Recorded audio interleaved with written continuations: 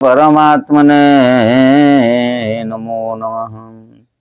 ओम मनुष्याणां सहस्रेषु कश्चिज्जतति सिद्धये जततामपि सिद्धानां कश्चिन्मां वेति तत्त्वतः। सहस्र सहस्र मनुष्यंक मध्यरु कश्चित केही जणे मोर प्राप्ति पाई यत्न करिथांती एवं सेई यत्न करुथिबा योगी मानंक मध्यरु भी क्वचित केही जणे मोर परायण होई मते तत्वतः यथार्थ रूप रे जानती। एठारे मनुष्य शब्द प्रयोगर तात्पर्य कौन? मनुष्य शब्द प्रयोग द्वारा प्रथमतः प्रकाश करा जाइछि जे मनुष्य जन्म बड़ दुर्लभ, भगवानंकर विशेष कृपारु यही जन्म प्राप्ति हुए। कारण यही जन्म रे ही समस्तंकु भगवत प्राप्ति पाई साधना करिवार जन्मगत अधिकार मिलिथाय। सेई साधना करिवारे जाति, धर्म, वर्ण, आश्रम और देश गत विभिन्न तार कौनसी प्रकार प्रतिबंध नाही। यह व्यतीत अन्य एक भाव मध्य प्रकाशित होइछि जे मनुष्य व्यतीत अन्य जेते भी जोनि अछि सेथिरे नूतन कर्म करिवार अधिकार नाही। अतएव सेई जोनि रे प्राणी भगवत प्राप्ति पाई साधना करि पारे नाही। पशु पक्षी कीट पतंगाति तिर्यक जोनि मानंकरे तो साधना करिवार शक्ति ओ योग्यता आदौ नाही।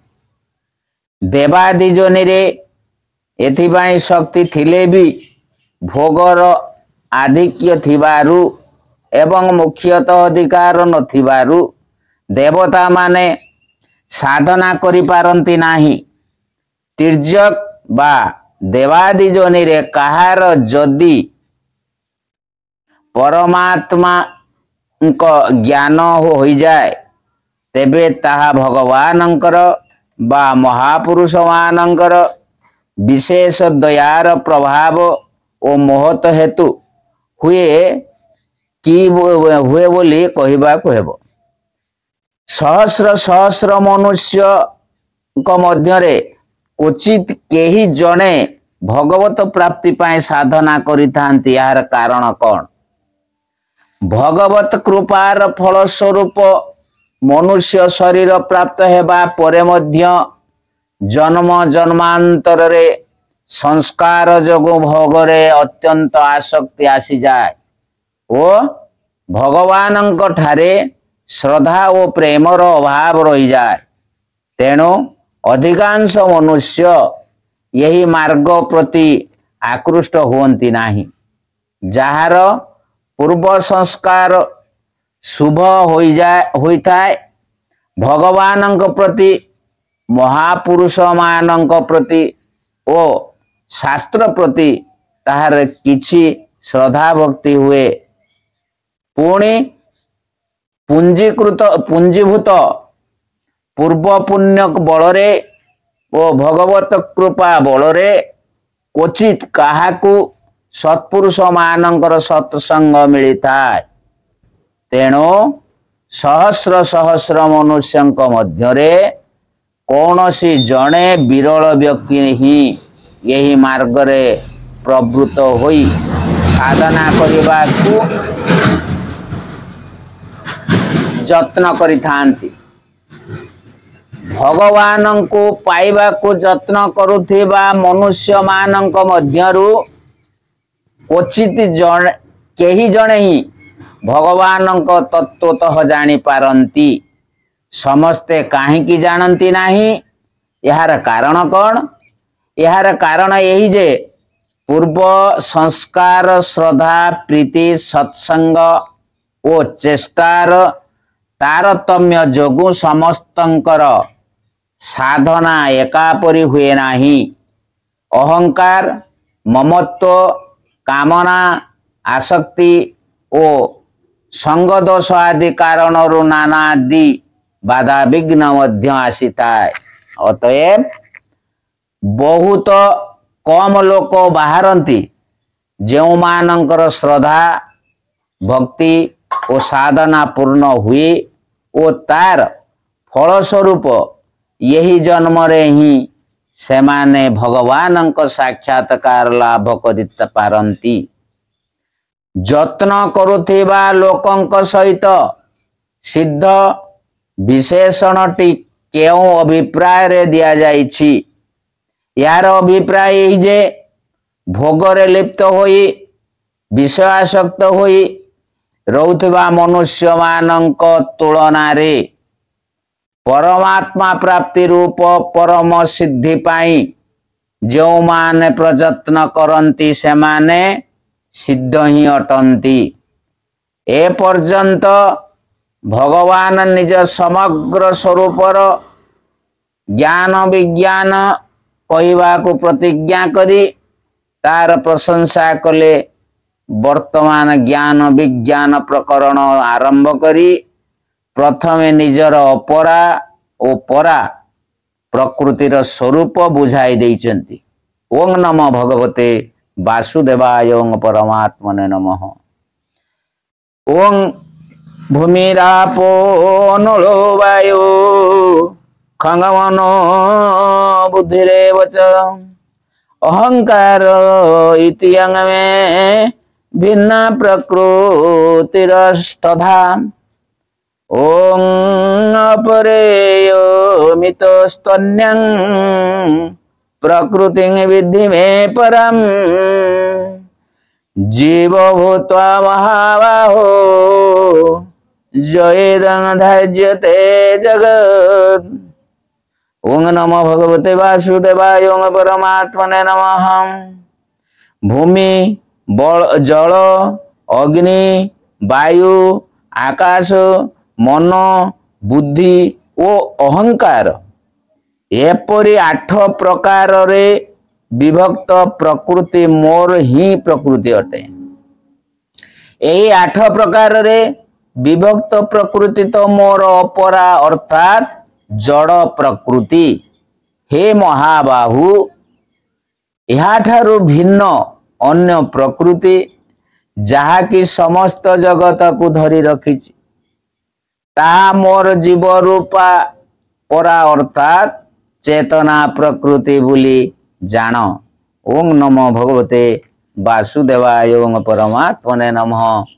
एठारे भूमि जल अग्नि वायु ओ आकाश कहले कौन बुझिबा उचित?